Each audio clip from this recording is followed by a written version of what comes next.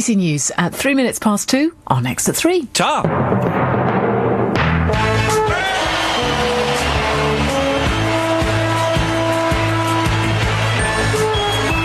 That was a smooth handover. We were happy with that. How are you? It's Wednesday, 2nd of July, 2008, now live till 5. It's The Big Show. Steve Wright in the afternoon. Hello.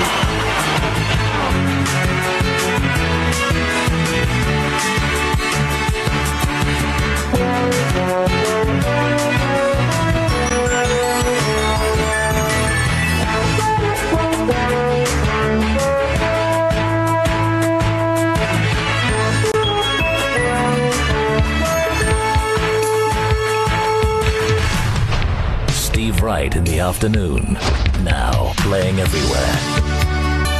Hello, good afternoon from us. How's everything with you? BBC. That was China Crisis. Radio 2. The Big Show with Steve Wright. Steve Wright in the afternoon. Big Show pitches up. On today's Big Show from Crimewatch, Fiona Bruce and Jacqui Hames. Also, top photographer Mario Testino and top US marketing guru Steve Cohn. Then Tim Smith, Jamie Lee Grace. Sally's got the traffic, of course. Johnny Saunders has the sport. We're keeping an eye on Wimbledon, of course, for you. The oldies chosen by Sharon Holmes from Timoth in Devon later. Your emails and texts, if you want to email, steve.wright@bbc.co.uk. That's steve.wright@bbc.co.uk or text 88291. Then the factoids, the showbiz, the lifestyle. It's The Big Show. Paul, it's never just another day, old friend. This is Steve Wright in the afternoon on Radio 2. It's coming up on 2:13. Good afternoon. I know. Don't talk to me about the weather. Don't talk to me. Rain off and on, breezy, cooler, 20 Celsius. That's the high. I know you compare it to yesterday and you think, what is going on? Over at Wimbledon, play has now started because rain stopped play, or didn't even start play earlier on.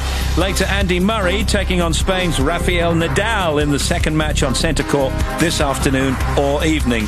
The match is set to be Murray's toughest challenge in the competition, as Nadal has beaten him every time the pair have met in previous tournaments. Hundreds of hauliers have arrived in London to demonstrate against the rising cost of fuel. And US pop star Madonna and her film director husband Guy Ritchie are not planning to divorce, according to the singer spokeswoman today.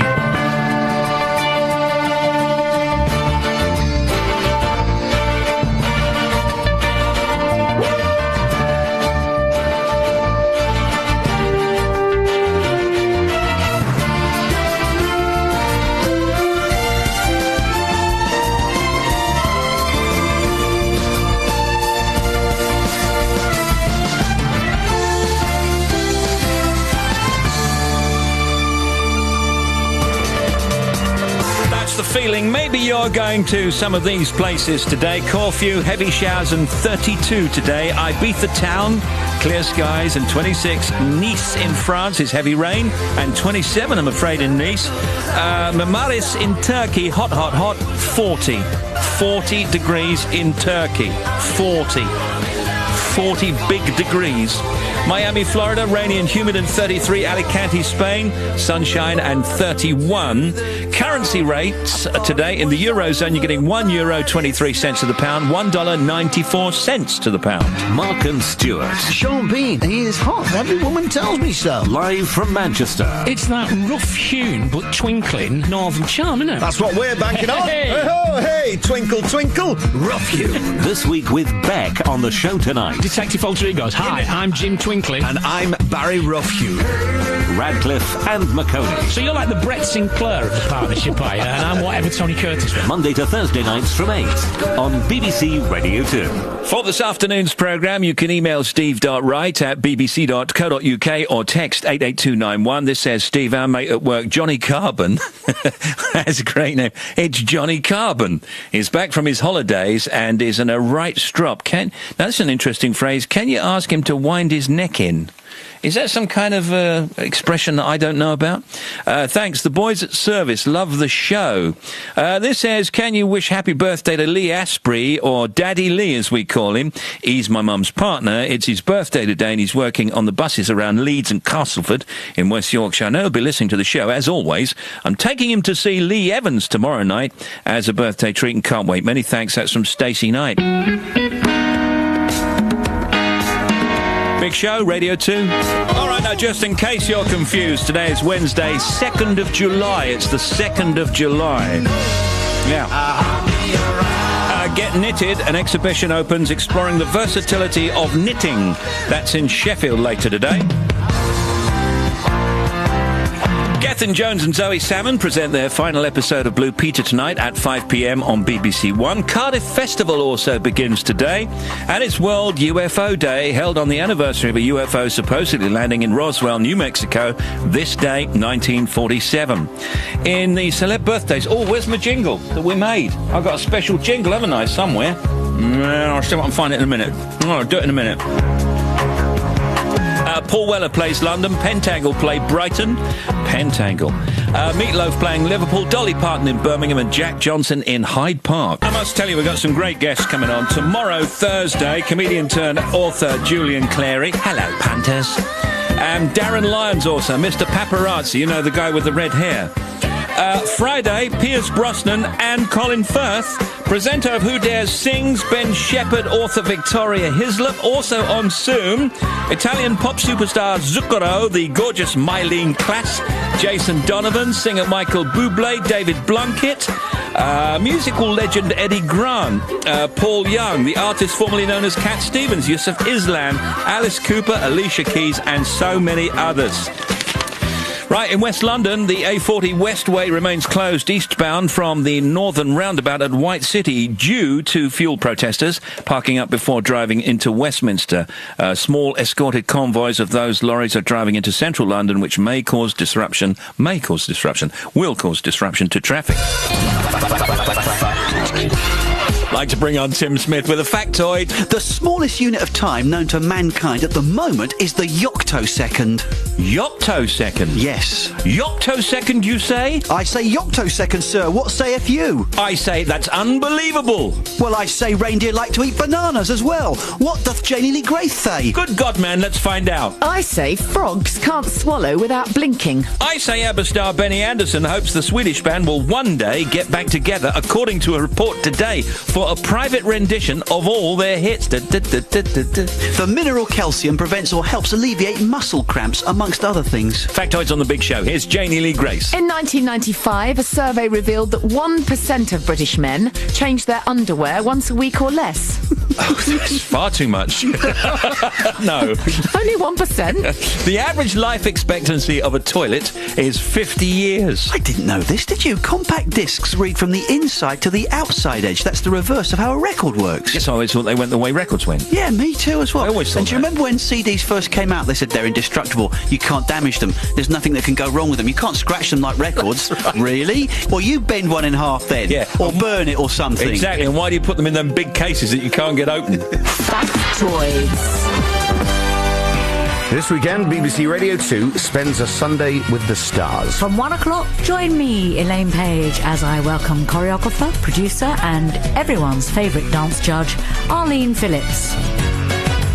While from 11, join me, Michael Ball, when I'll be talking to a much-loved comedian, Ronnie Corbett. My Sunday brunch from 11. Then me, EP, from 1. This weekend on 88.99. I thought it was ending. BBC Radio 2. Thank you. Oh, here it comes then. This is my team. Happy birthday to you. Happy birthday, dear. Lindsay Lohan and Larry David. Happy birthday to you. All right. let's take a look at some of the news. Marks and Spencer shares, as you've heard, have fallen by more than 20% after it warned a slide in consumer confidence had hit sales. Underlying UK sales dropped 5.3% in the past 3 months, with its food business, which focuses on top-end goods, being badly hit. The director of its food business is leaving the firm immediately as part of a managed reshuffle. That's M&S. Hundreds of hauliers in London demonstrating against the rising cost of fuel. Adopting just a couple of elements of the Mediterranean diet could cut the risk of cancer by 12%, say scientists this afternoon. A study of 26,000 Greek people found just using more olive oil alone cut the risk by 9%. Wow, that's incredible. The diet, reports the British Journal of Cancer, also includes higher amounts of fruits, vegetables, cereals, and less red meat. Family life has been replaced by gang culture based on drugs and violence for almost feral groups. That's in quotes, almost feral groups of young people, a police chief has suggested. Barbara Wilding, Chief Constable of South Wales, said in some areas tribal loyalty replaces that of the family. Sir Alan Sugar has stepped down as chairman of Amstrad but insists that he's not retiring. And what about that guy, Lee, who won? It's his first day. He won The Apprentice. Yeah, won The Apprentice. Well, he didn't turn up, did he? He was ill. No, he's ill. He's got the flu. Well, can't help that, can he? It's his first day. Yeah, but if he's ill, he's not going to go in, is he? If he doesn't feel very well. Yeah. He's just had a holiday? Yes, he's just had a holiday. He took some time off, didn't he, before he started? Don't you remember? It's his first day. Yeah. Well, anyway, we wish him well, obviously. One of the reasons might be the story I've got here, actually. They reckon that Wednesdays are the day that you get the most mood swings. Really? Researchers studied daily mood swings and found Wednesday is the low point of the week. Psychologists said that although most workers dreaded Monday morning, when it came to their moods, actually they were surprisingly upbeat on a Monday, but by Wednesday, we're all at our lowest, allegedly. Nah. Fiona Bruce and Jacqui Hames coming in later. I've done this fantastic book, which is really advice to women of all ages. So if you're a woman and you're out and about and you're doing things, I mean, this is the book for you. Also, top photographer Mario Testino and marketing guru Steve Cohn, all on today's big show. That's the sound of Los Angeles in the early 90s, that Richard Marx Endless Summer Nights. 19 to 3, here's Sally Traffic. What's happening, Sal? Good afternoon, Steve. The A38 is very slow both ways between Burton and Lichfield due to some roadworks in place there. And northwest of Derby, we've got roadworks on the A52, and they're generating quite a long queue coming away from Derby, northbound, going towards the area of the roadworks in the Shirley area, I believe. Between Norwich and Cromer, the A140 is blocked both ways. And finally, the M3 northbound, still down to just one lane around Junction 5 near Fleet Services, following an accident. We've got a new telephone number for traffic hotline information. It's 03700 100 200. That's 03700 100 200. I'm back with more in half an hour. Thanks, Sal.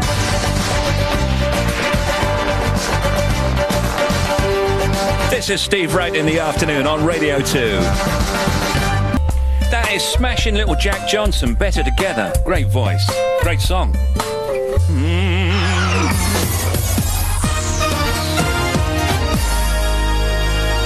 All right, some more news now. Sir Alan Sugar has stepped down as chairman of Amstrad, but insists he is not retiring. He hasn't fired himself or anything. The entrepreneur and self-made multimillionaire has become known as the boardroom chairman in BBC reality TV show The Apprentice. Amstrad was sold to B-Sky B in 2007. I didn't know that. And the 61-year-old will now continue to be involved with his numerous other business interests. So-called good cholesterol may be doing more harm than good. European researchers, according to WENN this afternoon, found that even low levels of what have been labelled good cholesterol may increase the risk of memory loss. The study involved 37,000 British men and women, found that low levels of high-density lipoprotein, or HDL, were linked to declining memory loss by the age of 61.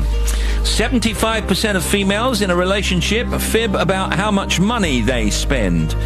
This, however, is in a book called Little White Lies. So, Deep Dark Secrets by Susan Shapiro Barash. Little White Lies?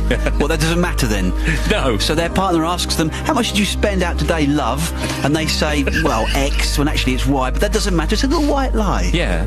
Well, I'll remember that. No, I'll bear that in mind. No, but in the credit crunch, I think it's going to be more important. Yeah, that credit crunch. Don't mention that. No, I'm not going to do that. Big Brother housemate Jennifer Clark is the bookmaker's favourite to get the boot from the Channel 4 show. And Madonna and film director Guy Ritchie are not planning to divorce, according to the singer spokeswoman this afternoon. Here's Janie Lee Grace. Talking the credit crunch, have you seen this piece? It's in most of the papers today about Happy Land. That's the title of it in the Mail, anyway. They said, believe it or not, we're all feeling good at the moment, despite credit crunch and rising fuel costs and all the rest of it. But particularly Danish people are incredibly happy, according to this survey. Didn't you say earlier that Wednesday was a bad day?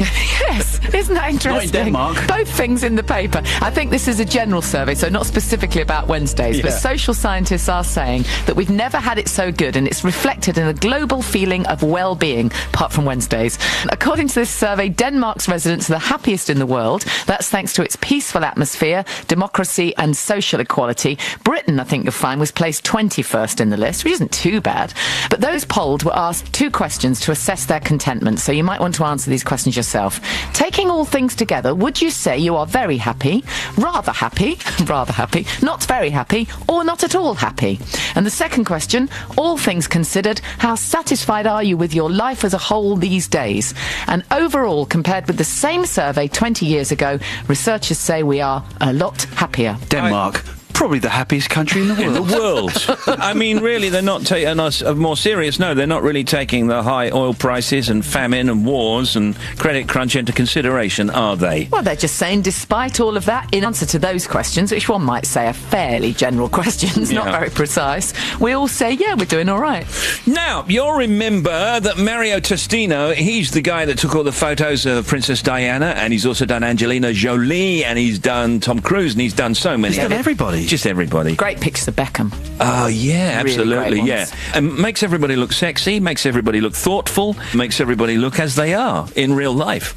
Anyway, I'm going to talk to Mario Testino. I've got his book, actually, called Let Me In. Yeah, I was taking a look through that. It's interesting you say that. I think he does make people look like they are in real life, but I think he gives them a real glamorous edge, and that's his real skill. I don't think so, no. No, I do. Well, we disagree on that. Sometimes black and white, sometimes odd angles, sometimes it catches a moment. Sure, but I think he makes them look fantastic. Yeah. Janie's going to look through the book later and arbitrate. No, I absolutely agree with Tim. I'm afraid I absolutely agree with Tim. There's nobody looking dodgy. There's nobody in here that you look at it and think, oh, I bet they wish they'd cleaned up for that picture. He could make me look glamorous. Don't be ridiculous. Now you are being ridiculous. Marketing guru Steve Cohn, he's written a book, and it's all the mistakes that marketing people make, and sometimes promoting a product, and we're talking about major products, obviously.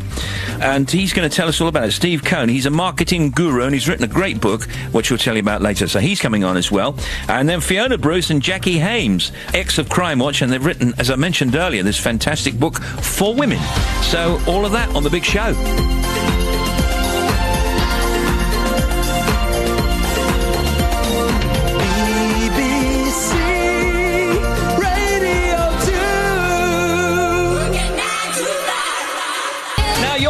I do that show on Sunday called Steve Wright's Sunday Love Songs, a highly popular programme.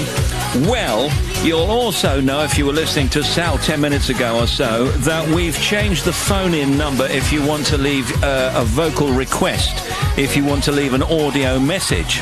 So now, if you phoned previously, it's possible that we haven't got your message, so you might want to phone again if you've been phoning for this Sunday's show. And if you want to phone generally and leave an audio message for Steve Wright's Sunday Love Songs, you can do so right now if you wish, anytime on our new number. Now, that new number, you might want to try it right now, you might want to leave a message, is 03700 100 200. That number is 03700 100 200. You can leave a request or a dedication on that number right now, and we'll do it this coming Sunday, 03700 100 200. The show goes out from 9 until 11 Sunday morning. Calls cost the same as dialing all 01 or 02 numbers, so call us now and leave a romantic message for this Sunday's show on 03700 100 200. 03700 100 200 for love songs.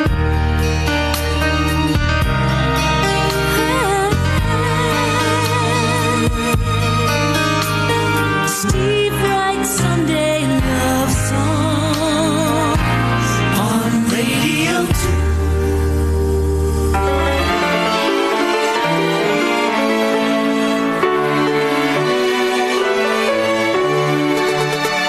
2. This is Steve Wright in the afternoon, 5 to 3.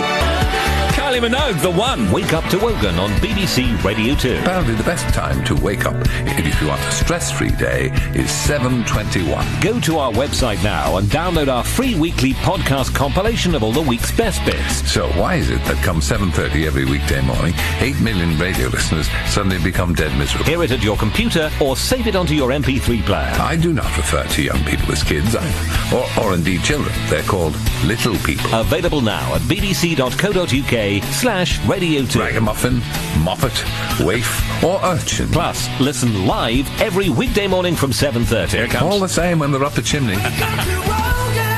Great.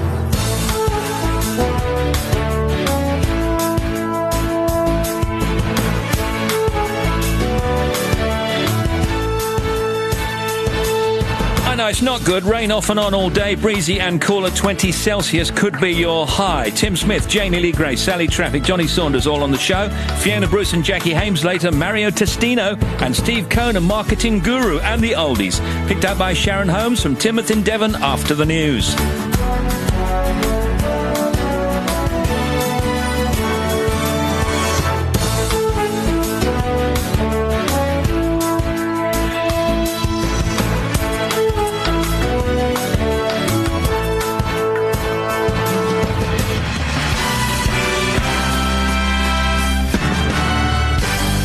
BBC News at 3 o'clock. This is Fenella Fudge. BBC News at 3 minutes past 3. Our next at 4. Ta!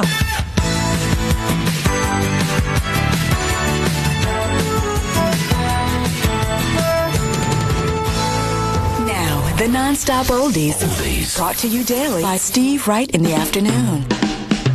So these oldies chosen by Sharon Holmes from Timoth in Devon. Dearest Stephen team. Dearest Sharon.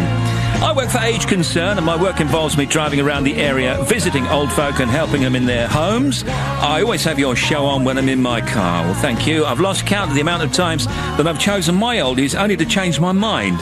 As we all know, it's a woman's prerogative to change her mind, absolutely. But now I've finally got there and sent my choices in. They're pretty good too. If you play my oldies, would you be so kind as to dedicate them to my own chosen golden oldies who I visit every day? OK, will do. That's done for you, Sharon. And your non-stop oldies continue. Those oldies filled us up with a little tiny bit of warmth and a glow. In the news today, the boss of Marks & Spencer's has warned of stormy times ahead for the UK economy as his firm said a slide in consumer confidence had hit sales. A warship on which Prince William is serving has seized cocaine valued at $40 million in the West Indies, the Ministry of Defence has said this afternoon. US pop star Madonna and her film director husband Guy Ritchie are not planning to divorce, according to the singer's spokeswoman today. And hundreds of hauliers have been in London to demonstrate against the rising cost of fuel. And we've got some traffic news coming up now with Sally Traffic. BBC Radio 2. Sounding Sal? That's it. More in half an hour. Thanks, Sal. Steve Wright in the afternoon. This is Steve Wright in the afternoon. To email steve.wright@bbc.co.uk or text 88291. Steve, can you play something for my partner Lynn, working in the Heritage Park Hotel in Porth? Tell her I love her loads. From Richard, driving back from Minehead. Good show as always.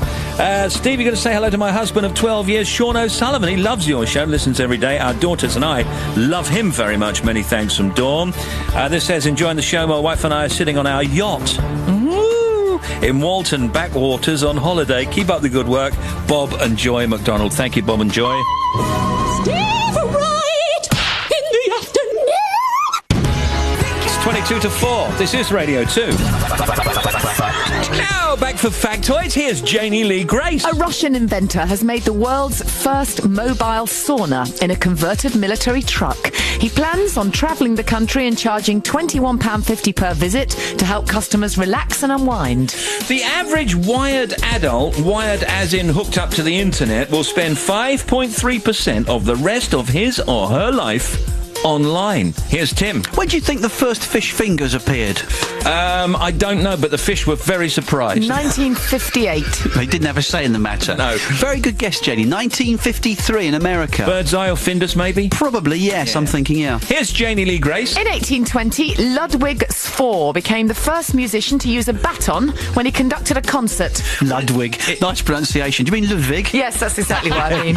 Yeah, I think she was doing the English pronunciation. Mice, whales camels, elephants, giraffes and humans all have 7 neck vertebrae. Vertebrae, a fantastic word, 1V, 1B. At racecourses, the favourite wins fewer than 30% of all horse races, according to a survey. The human tooth has about 55 miles of canals in it. And Janie Lee Grace. 10% of the Russian government's income comes from the sale of vodka. And Tim. A humpback whale's milk is 54% fat. Very interesting. Thank you. This weekend on BBC One, a new battle begins on the Saturday night stage. Welcome to Last Choir Standing! Choirs of all ages from all corners of the UK will be singing for success. Join me, Marlene Klaas, along with Nick Knowles, as we begin the exciting search for Britain's best choir. The most amazing thing that's ever happened to us. Who will be the last choir standing? Saturday night from 7:45 on BBC One.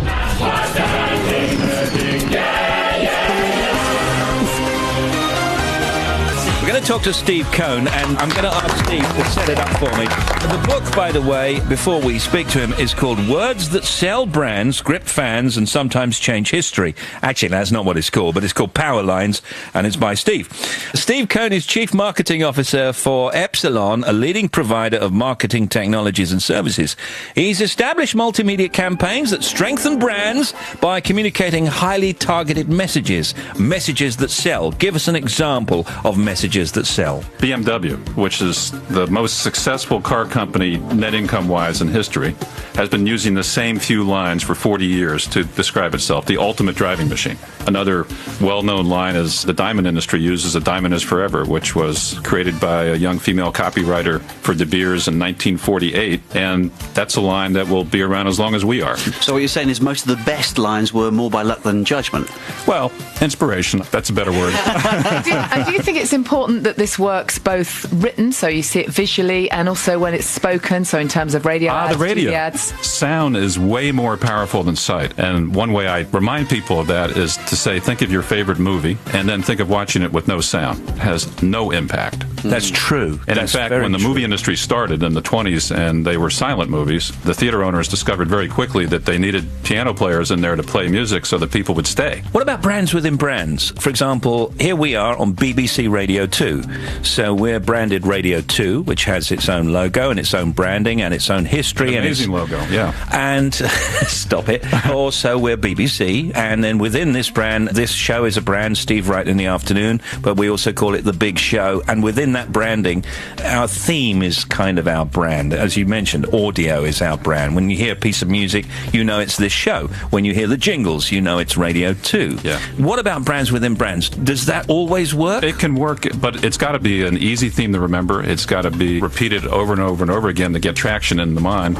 And it's got to be a unique sound signature, meaning the inflection. So you should use the same inflection all the time when you're introducing your show. So people become familiarized with it, yeah. But do the best taglines work across all mediums then? Yes. You've got some nice ones here in the UK. I like the Campari tagline, which is the first time is never the best. And also very true, yeah. What about the Obama campaign? I mean, change being the operative word, and how did that differ, in your view, from the Hillary campaign? Change usually doesn't work in America because it's such an overused word in slogans, and in fact, the last time it was used goes all the way back to 1984 when Walter Mondale ran against Ronald Reagan, and Mondale's slogan was, America needs a change, and clearly America didn't because Reagan won by the biggest landslide in American history. Right, so they actually have to need a change. Yes. Now, you can argue today America really wants a change. Obviously, that's why Barack Obama's done so well, and he's been using the change word, but he and his pals are changing the line all the time. They started out with change we can believe in, but now he's using change that works for you, which is actually a little better, a little wordy. Where did Hillary go wrong in terms of her campaigning, in terms of her buzzword? Well, she didn't follow Steve's rule of slogans. Either they have to reinforce positively the personality of the candidate, or they have to focus on a singular issue that's important to the electorate. And Hillary didn't do either of those, and her slogan, for the most part, was Hillary for president. Now, John McCain is an example. When he started really getting traction about a year and a half ago, was using straight talk. And I think that was very effective for for him, easy to remember. Now he's varied from that, and he started using John McCain for president, up until recently where some highly paid advisor convinced him to use a slogan he's using now, which sounds like something Lenin used at the beginning of the Bolshevik Revolution, which are 3 words: reform, prosperity, peace, which to me doesn't mean anything. What about repositioning your competition? Is that wise to do that? I mean, I see a lot of ads on in America, for example. They say Tylenol doesn't do this, Tylenol does this, but Excedrin does this. Yeah, that can work. I mean, a very good example of a line in that arena, which was very effective for many years, was for Avis, We Try Harder, which referred to their competitor, Hertz, didn't name them, but made the point. But said we're better than them. Yeah, and it was very, very effective for them. But also the attitude of the tagline has to suit the company, doesn't it? They need a personality and an attitude that fits. Yeah. That seems genuine. Now, Las Vegas, as an example, a very good example. About 5 years ago, they noticed a precipitous drop in visitors. Probably many from the UK weren't coming. And they were positioning themselves as Disneyland in Nevada. And guess what? That's not what they are. So about 4 years ago, they hired a freelance copywriter in Las Vegas, the Chamber of Commerce, to say, come up with something that really says what Las Vegas is. And I don't know about here, but every American over the age of 11 knows what that line is, or think they do, which is what happens in Vegas stays in Vegas. Oh, yeah. Now, that's actually not the line. Oh, okay. The line is Las Vegas, what happens here stays here. But it's the same thought. Your mind stores it in a simpler fashion. Okay. That made Las Vegas the destination to go to again. And the rule that I really like to remind people about over and over is, if you have a great tagline, never change it. What about when people are fed up with it? They're not. The only people that get fed up with it are the chief marketing officers who want to come up with a new line so they can justify their large salaries, or many lines are thrown out by companies because the new administration of the company doesn't want to be associated with. That's true. That is true. And you think about lots of taglines. Take a break. How long have we had that? Yeah, Kit Kat, Zoom Zoom, Mazda. They've all been around for a long time. To my earlier point, a great line never goes out of fashion. The advertising and the promotion around it should change. People don't want the brand promise of the products and services they love to keep changing, and that's why people only remember the classic line that was so good that they stored it in their memory, and they don't remember any of the lines that follow. That's true. And then there's Coca-Cola, and we could all probably say it together, the Coca-Cola line of all time, and the only one that you should have ever used was, it's the real thing. Right. It came out in 1941, and they've been fiddling with other lines ever since to no effect. But they do okay, so they're not going to... My brother works there, so he says they're great. So, hey. Yeah, fair enough. Steve's new book, Power Lines, published by Kogan Page, is out right now. Words that sell brands, grip fans, and sometimes change history. Nice to meet you, Steve. Thank you very much. Thanks, guys. Will that cost us anything? Dancing on the ceiling. Don't do that. We're experts. 7 to 4, and Fran May Pregnant says, hello Steve, can you please wish myself and my husband happy birthday, as we're both 39 today, one more year before the big 4-0. Love from sunny Brittany. Yeah, don't worry about that, just stay at 39 now, forever. This says, send lots of tea and sympathy. Had a tooth out Monday, and I'm in agony today. Been looking forward to your show all day to get me through the afternoon. Thank you very much. I'm not a cure for a toothache. Thank you from Alison. Making lampshades in Northumberland. It'll go away soon, I promise. It's almost 6 to 4 now. Shout Out Loud's Impossible. We love this song. At bbc.co.uk/Radio 2 today, Hollywood actor Will Smith was on The Big Show with us yesterday. If you missed it, you can hear it now via our Listen Again facility at bbc.co.uk/Radio 2. And last night, Pulp frontman Jarvis Cocker presented an intimate tour of memories of music from his hometown of Sheffield. To hear the show, you can go to Listen Again at bbc.co.uk/Radio 2. Here's Sally Traffic Sound. The A63, as you come out of Hull westbound, is still restricted along Clive Sullivan Way due to an accident. Queues, as I say, coming out of the Hull area. George's granddad is reporting an accident on the M62 around Leeds at junction 27. It's on the westbound carriageway. It's slow there as a result. All right, we're just coming up to the 4 now. We'll return with Mario Testino and Fiona Bruce and Johnny on Sport and Sally Traffic and Tim and Janie and much more.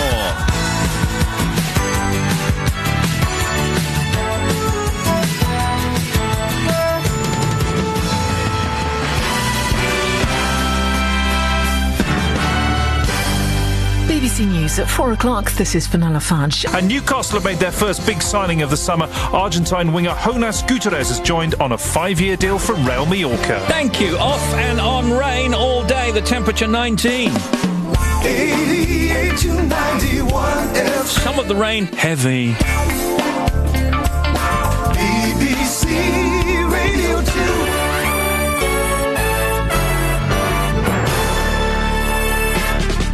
There's a couple of Times hits from back in the day. A little reminder, the telephone number for Steve Wright's Sunday Love Songs has changed suddenly. If you want to call and leave a message for Steve Wright's Sunday Love Songs, you can do so at any time on our new number. This is for love songs, remember, Sunday morning 9 through 11 here on 2. The number is 03700 100 200. That's 03700 100 200. 03700 100 200. You call it now for a voice dedication on this Sunday's show. If you like, calls cost the same as dialing 01 or 02 numbers. So call us now and leave a romantic message for this Sunday's show on 03700 100 200. 03700 100 200. Thank you very much. I'm sorry about that. Angelina Jolie has checked into a hospital in Nice in the south of France ahead of the imminent birth of her twins. Also in showbiz today, Sir Paul McCartney has got behind a campaign to support disabled athletes in the run-up to the Olympics in 2012. Aimed at helping Paralympic athletes heading for the Beijing Games, Macca is appearing in a new TV commercial which calls for long-term funding for prospective athletes with disabilities. The ex-Beatle told us why he felt compelled to get involved. Compared to what the rest of us go through, they'd really surmounted some very difficult times and done more than most of us do with it. So, you know, the effort, the superhuman effort, in my eyes, made them superheroes. So that's why I was attracted. Paul McCartney, of course. Now, more speculation as to who will clinch the James Bond-themed deal comes in the form of a possible Duran Duran and Mark Ronson collaboration. Speaking before their one-off show in Paris, the band and producer confirmed Ronson has been working on some material using previous Bond themes, A View to a Kill in particular, for tonight's show, and hinted that it could be used for the next film, Quantum of Solace. Let's listen. Goldfinger's amazing. You Only Live Twice is amazing. Diamonds Are Forever, I think. And also, I mean, what about the Live and Let Die? I mean, that's fantastic as well. View to a Kill, do you remember that one? Yes, really we like that one. Yeah. That's one of our favourites, in fact. Let's have that one as our favourite. Actually, Mark's done an amazing string section piece for the show, using a bunch of the Bond themes, some of the ones we just mentioned, and going into A View to a Kill. That's a real highlight. Let's all move into the bathroom for a chat. Mark Radcliffe and Stuart McConey tonight at 8 on Radio 2. Beck takes part in a special show and tell. Trev's on at 10. Trevor Nelson featuring music from Mary Jane Girls and James Brown. Steve Lamacq with Glastonbury sensation Mumford & Sons 11 and Janice Long at midnight. There's no air, no air.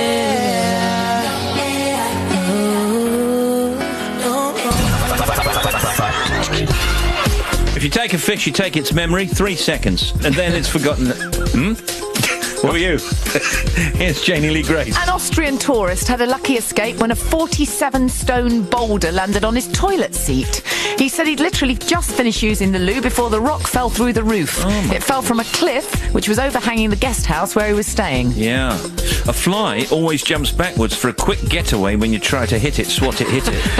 The skin weighs twice as much as the brain. The skin weighs about 6 pounds, the brain 3 pounds, and the lens of a person's eye continues to grow throughout a lifetime. Think of a half moon, Yeah. Okay, a full moon, 9 times brighter than a half moon. Here's Janie. Avocados are poisonous to birds. I never knew that, and I wonder why that would be. Why would avocados be poisonous? They're such a fantastic food, aren't they? Don't know. That's a very interesting thing. Yeah. I was listening to Rory this morning on the radio. You know Rory? Yeah. And he was saying he's a bird watcher. Really? Yeah.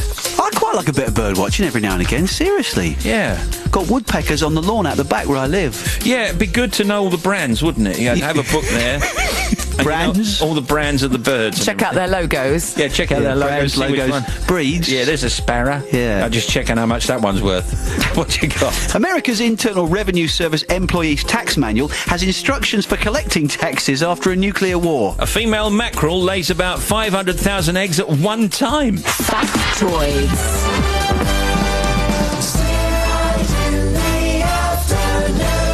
Good afternoon, it's 4:17 now. You're listening to BBC Radio 2.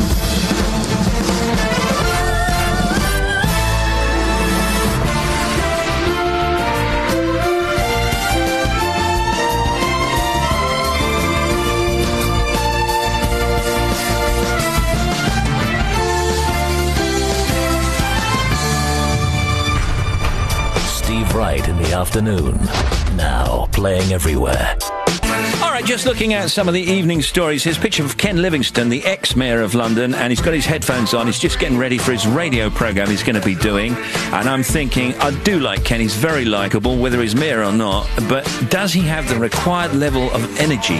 I actually heard a bit of it. Did you? Yeah, I switched away from Radio 2 just for a second. Just for a second? Just for a second. I was doing that surfing thing, trying to get my radio tune back. I flick right back, of course. But I did hear a little bit of him. And it didn't sound 100% confident, because when you first do radio, it can be tricky. And he was sort of going into a travel report and stuff like that, and he sounded a little bit off the ball, but then when he got into talking to callers, I have to say he sounded very good. But did he have the required energy levels? Because he is renowned for his laid-back kind of... I was going to say, sometimes laid-back broadcasting, that's okay. Yeah, fair enough. Jay-Z's headline performance at the Glastonbury Festival on Saturday has helped boost the rapper's 2004 single 99 Problems. Is set to go straight into the top 25 of the UK singles chart this very weekend. I thought he was good. I thought it was great watching him. House prices plunged 3% in London's top areas, according to the London Standard. A load of ads for the Mamma Mia movie, and it seems to have got reasonable reviews, actually. It's fantastic. I won't say a bad word about it. Yeah. I spoke to Pierce Brosnan and Colin Firth about it, didn't I, after the show earlier this week? Fantastic. If it were bad, we would say it was bad, regardless of whether we get the interview or not. Oh, I think some of the singing is quite interesting, shall I put it that way? And by his own admission, Pierce Brosnan's singing is somewhat open to debate and discussion. But it works, and if you've seen the stage show, you know that some of it's cheesy and hammed up anyway. And anything with Colin Firth in, you can't miss it anyway, can you? Oh, Mr. Darcy. Absolutely, you can't miss anything. This is Mr. Darcy on a Greek island singing the songs of ABBA. I can't wait. No, you can't. Mr. He gets so sick of that, doesn't he? I remember when he came in here and I said, right then, Mr. Darcy. I didn't dare mention Mr. Darcy, but Pierce, bless him, mentioned Bond. I didn't bring the subject up, he mentioned it. Really? Yeah. Holding hands, Madonna and Guy say there is no divorce. That's the other headline here. What you got, Janie? I know it's only summer, but I have to mention the Christmas word just for a second. Have you seen this piece? The Rubik's Cube is going to top the Christmas bestseller list, they reckon. No. 25 years after its launch. I always hated those things. Woolworths have predicted this because they've put the puzzle at number 1 in the list of the top 10 toys for this December, even though it came out in 1974 and it was launched in 1980. The Cube is experiencing a revival following the popularity of tutorials on YouTube and also speed cubing, which is where players compete to be the first to match the colours online. Other classics that are going to come back again for this Christmas are toys based on an animated Star Wars film coming out later in the year, a toy whip inspired by the recent Indiana Jones, and the Kingdom of the Crystal Skull movie. Okay, that's all very interesting. These obviously have done a launch for this Christmas toys somewhere.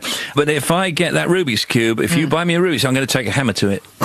Oh, me too. I don't believe you can do it. I think there's some kind of secret mechanism that only a few people manage to work out, which unhinges the faces and you stick it back together and suddenly you've done it. I can't do it. I couldn't do it to save my life. What always used to amaze me about it, you know, when you'd get a nerd would be able to do it. Oh, in like 7.5 seconds. Yeah, in 7.5 seconds. Well, obviously it's the nerds writing the tutorials, Could be, isn't it? but a nerd would say, look, I'm going to undo it now. And he'd undo it so quickly, and then you'd be stumped. You couldn't. Honestly, it would take 5 days to get it back.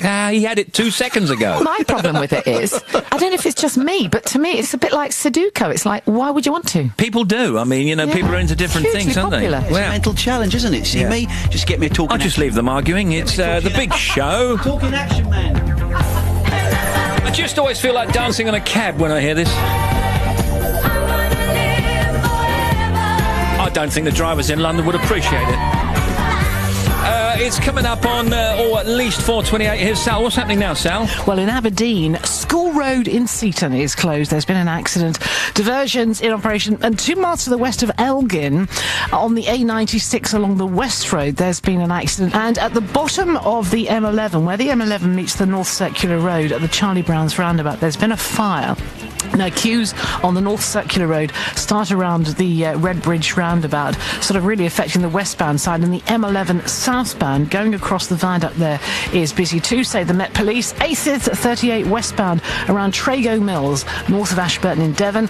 An accident, 1 lane is blocked, says Red Rooster. Oh, and the A38 also closed both ways at Bodmin due to an accident there. That's it, more in half an hour. Thanks, Al. Eamon Kendrick says, Dear Steve, please say hello to my wife Diane and children back in the UK from Romania to visit the grannies for the summer, driving down the M5 to Plymouth. It's really great listening to your show here in Romania. Keeps me sane. Rain. Kind regards from Eamon Kendrick. Now, Eamon, if you tell enough people about the show in Romania, I could be number one in Romania.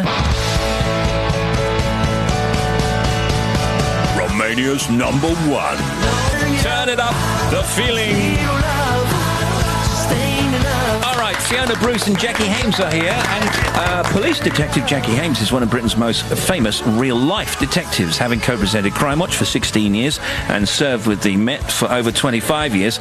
Now, together, Fiona and Jacqui have written this book, and I'm not kidding you, this is a fantastic book, because if you have a daughter or you know of a young woman, the advice in this book is just perfect and everything that you would want to tell your daughter or want to tell a young person. Who's it actually aimed at? We started off thinking about young women, perhaps, who was leaving university, full-time education maybe, or getting their first job, setting up in home on their own for the first time, that 18, 24 age group. But I think, in fact, by the time we finished it, it's relevant for all women of any age. We cover so many different subjects that perhaps we hadn't intended to, again, to start with. And it just grew and grew and grew. And we've gone through everything from dating online, protecting your security online, to your home, your workplace, when you go out at night and when you travel abroad. Little innovations as well, like I was reading it last night. Things like have a little light in your handbag. I thought, well, what a brilliant idea, of course. So you're not faffing around, you can get to whatever it is you need to get to. Especially when you've got one my size. No, but there's some great stuff in here, full of personal anecdotes from Fiona and Jacqui. Savvy encompasses their expertise and promises to equip women with all they need to know about personal safety, identity fraud, internet dating, and more.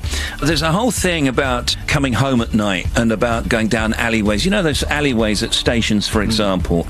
Men and women alike feel for their safety when they're down these alleyways, and a lot of the stuff is kind of obvious. Don't go there when it gets dark. Do you think that stating the obvious is a good thing? Do you think we forget about the obvious? Well, I think it is common sense, but we've got so many other things going on in our lives, haven't we? We're trying to catch trains or get to where we're going. We're thinking about work, at home life, and what we're trying to do is to get people to take a little bit of time out before they perhaps go out in the evening, or perhaps before they go onto the internet, to actually take some simple steps that we've laid out to actually protect themselves before they do it. Once you've done that and you incorporate it into your daily routine, and then you're automatically protecting yourself. There are some things which I think aren't stating the obvious. So, for example, most people don't lock their front door when they're in the daytime. True. I would suggest they should. Why? With a bolt lock, because if you just push your door shut, it takes 3 seconds for someone to get in with a piece of plastic or a credit card. I've been burgled 3 times when I've been in. Once when I was asleep. When you were asleep? And, you know, it's a matter of seconds for someone to get in and just grab my bag and legged it. People don't think of that. You need to put a bolt lock. You can't be fiddling around for your keys if there's an inferno going on in your home, obviously. So I would suggest people do that. When you're getting out of a cab, do you ask the cab driver to wait until you've got in your front door and shut it behind you? Most people don't. Most people should. And the other thing is, if there's a few cabs waiting outside your restaurant, your club, wherever it is, and I've done it myself, it's very tempting to go up and say, are you the cab waiting for Bruce? Don't do that, because then if that person will say, well, yeah, actually I am. So you're just going to say, who are you waiting for? Yeah. We hope that actually people will feel safer having incorporated some of these things in their lives. There are so many things that women can do now that they couldn't 30 years ago. Travelling abroad, for instance, on their own. I wouldn't have dreamt of doing that in the 70s when I was a teenager, and nowadays you can, and yet our lives are being restricted because we're frightened of what might happen to us. Let's go through some of the advice when travelling abroad. Do a bit of research about the country that you're going to. Plan where you're going to stay, even if it's only for the first couple of nights, and make sure that there's some sort of security within that hotel. Some of these small hostels can be very vulnerable and very easy to get into. I mean, don't do what I ended up doing. Was I went to Greece when I was backpacking around Greece and hadn't thought ahead, and turned up at this hotel. We were 3 of us. There was room for 2, not for 3. So I ended up in a camp bed in the corridor. Now I think, what was I thinking of? I was 20 years old. Yeah. And sure enough, the hotel owner comes back from disco in his white suit with flares. As a crime against fashion, I should have realised that was a problem. Woke you up and asked you to dance? Yeah. Woke me up, asked me to dance. Not quite dancing, but something along those lines. I understand. I remember thinking, probably not the wisest thing to do. So there's things you should do there. And if you're travelling on your own, say, it probably wouldn't occur to you to make sure that there was someone who knew where you were going. But even if it's only the hotel receptionist. And also, presumably, how you can maintain contact back home and do mobiles work where you're going, it's so on and so forth. It's so easy on the internet now. There's actually specialist sites now you can go on. You can track your journey and you can keep up to date, and people can log in and see where you are. Which has led me on to, you mentioned the internet there, internet scams. These are among the scams listed here. We can relate to these ourselves. Bogus emails from what appear to be Financial Services Authority or the Financial Ombudsman asking for your personal information or money. Some people would give it. Miracle Health Cures, I know the one that you're thinking of, Tim, that's not going to help you, mate. I'll let you know, don't You'll worry. have to go for surgery. Career opportunity scams, bogus holiday clubs. How do you know what we're talking about, by the way? Bank charge cold callers, share scams, chain letters, fake lottery wins. Oh, and I think it was you, Fiona, who said something like, you can't win the lottery unless you've entered. Well, that's how many times have you had stuff saying you have one? We've all had it. We all get that stuff, and I get things all the time, purporting to be from my bank. And actually, until I researched it, I didn't realise they weren't from my bank. I was just too lazy to respond to them. But I now realise I was right in a kind of lazy way, because you shouldn't respond to them. What are we to get from the book overall? Well, we tried to put crime into a perspective, and I think certainly women's greatest fear is that they're going to be attacked along that lonely street late at night. But the chances of that happening are infinitesimally small. There's no doubt about that. But don't put yourself at risk. No, exactly. So if you are concerned about that, take some steps and take yourself down that risk list of becoming a victim.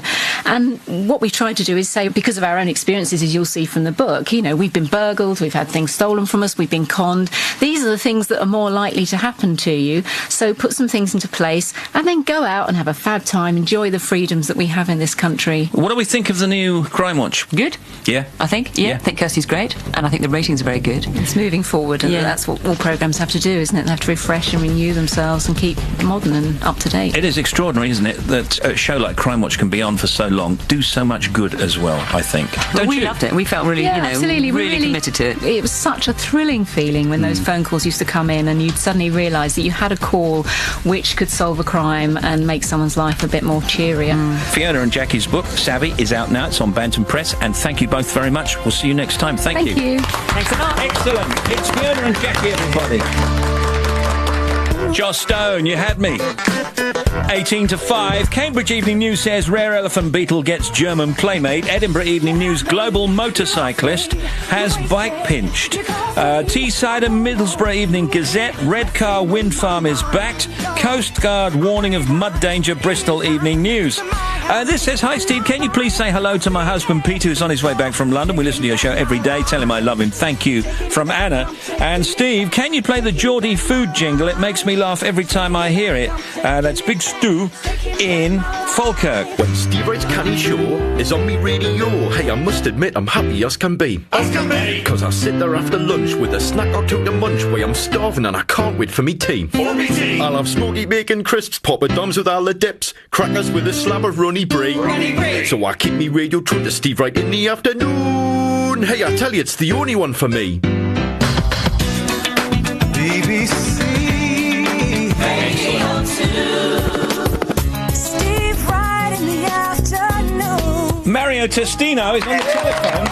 And he's very busy, that's why we're talking to him on the phone. I've got your book in front of me, Let Me In. Funnily enough, I've got some of your other stuff as well, and I went and bought it last night, and it's a bit tatty around the edges. The cover is a bit tatty, so I got it at a discount, Mario. Where did you get it? I got it around the bookshop just around the corner. Well, maybe they sold out and they had to sell you the actual sample that people view. I think that's probably it. Absolutely it. Now, what about this exhibition? It's called Obsessed by You.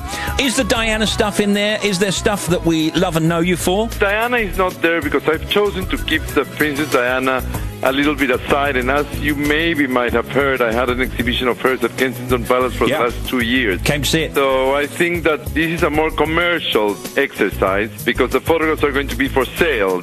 I put one for sale to help the children in Peru after the earthquake that Peru had last year that was so devastating. And seeing as she was so active in her charitable work, I thought that that was a justified thing to do. Well, that's great. As I speak to you, as I mentioned, I've got a book of yours in front of me. I've got a picture of Elton John here. I've got Demi Moore here. And we were having a little argument about your work earlier on. When you take someone's photograph, are you looking to get an essence? Are you looking to get the reality, the real them? Are you looking to get the glamorous them? Or is there something that's a combination of all three or even more? Well, you know, it's very interesting. I am a fashion photographer, so most of the time I have to make clothes and whoever is in front of the camera look at their best. The actual book that you are looking at is sort of the behind the scenes from that work, because it's all the images that I take when the actors or the celebrities aren't posing for a magazine or to do a fashion story. It's more an intimate take on them. And I have to say it is probably a mixture of the three things that you just mentioned. You know, it's like a little bit like being a voyeur. I want to be able to see things that nobody else can see. And as I do see them, I like to then share them. What about David Beckham, for example? I think you made David Beckham look thoughtful. But David Beckham is a very clever man. I know, but you know what I mean. How many footballers have done what he's done? You make that sound as if it was like something impossible for Mario to do. No, because that's not the photograph that we normally see of David, is it? And he looks very thoughtful and intellectual, and I'm not saying he's not, by the way. Yeah, no, but he's a lovely man, actually. Of all the people I've met, he's probably one of the nicest men. So down to earth, so real. Mario, as a photographer, for those of us who just have a digital camera and like to take snaps, is there any tips you can give us? Because for the life of me, I can't take a decent portrait of anybody. I find that my best pictures are on the point-and-shoot cameras, personally. I mean, I put them in automatic. I put them in autofocus. I really try to get my assistants to set it in a way that I don't have to think of anything. Because to me, the most magical images is when you get somebody to react to something you say or something you do. Many years ago, an editor said to me, if you want a photograph of Kate Moss to be your photograph, Kate Moss will come to the shoot to any photographer and she will give them anything that she does, and it's her picture. If you want that picture to be yours, you have to create a reaction that only you can get. So you can almost see yourself in their face. Can I add a general question about photography also? Can you plan to make a photograph memorable? Or does it have to be of the moment? You know, like you would plan a television series, you would plan a movie to make it memorable. It's so funny. You know, some years ago, when I started working for American Vogue and I was having lunch with Anna Wintour, their editor-in-chief, she said to me, it's so incredible working with Irving Penn. I mean, Irving Penn is probably the all-time god of fashion photography. He's been around for 50, 60 years. Yeah. And she said, whenever he does a picture, he wants that picture to be of the quality of a museum piece. He wants to be able to hang that picture on a wall.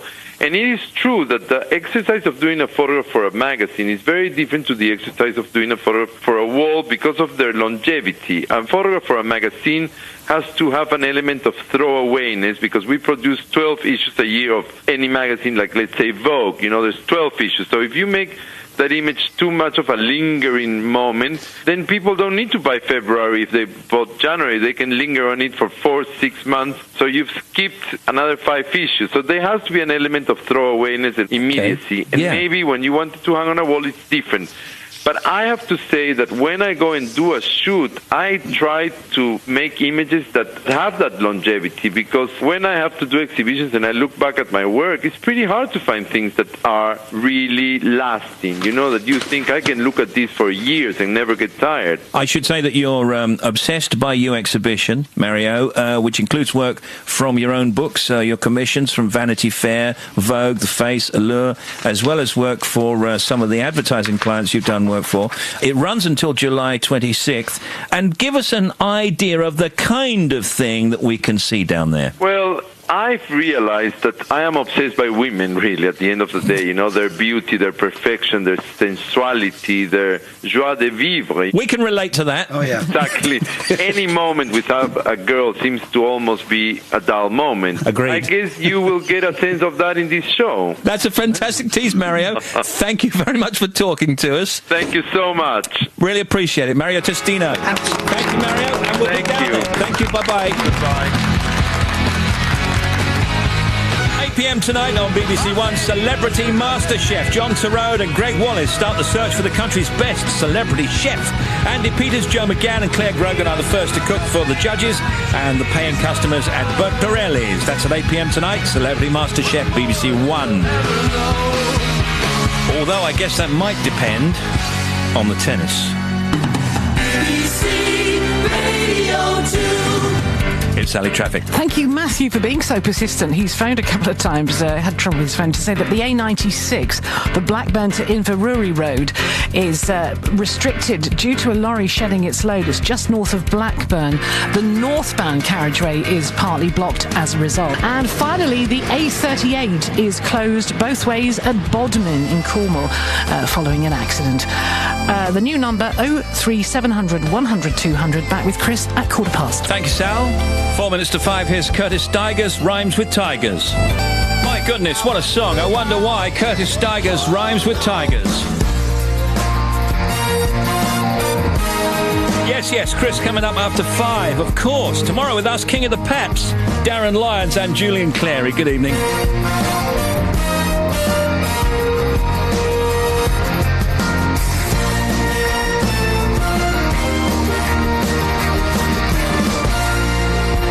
Steve Wright in the afternoon on Radio 2 from the BBC.